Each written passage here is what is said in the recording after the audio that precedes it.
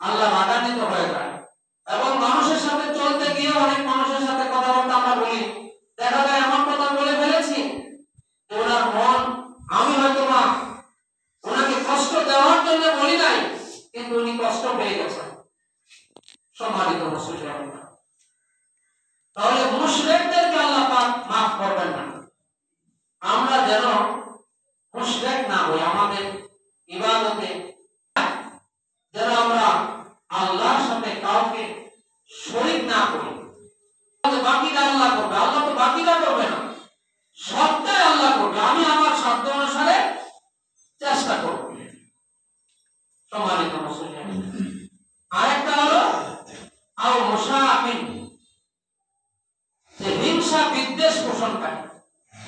এখন আমাদের এই সমাজে আমরা তো মানুষ, মানুষের মনে হিংসা নাই, এই ধরনের মানুষ অত্যন্ত কঠিন।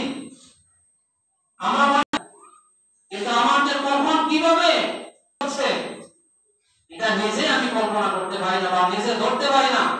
অন্যেরা আমারটা ধরতে পারে, আমি অন্যেরটা ধরতে পারি, কিন্তু আমারটা আমি ধরতে পারি না।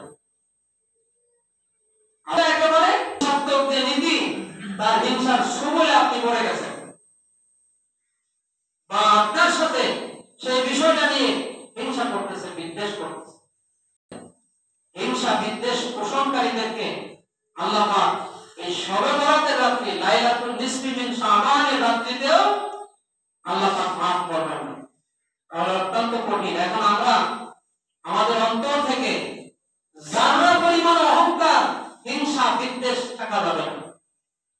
আমার তো অনেক মানুষ আছে যে মানুষটাকে দেখলে আমার ঘৃণা লাগে, এই মানুষটার সাথে কথাই বলতে চাই না। এটা কিন্তু একটা হিংসা বিদ্বেষ।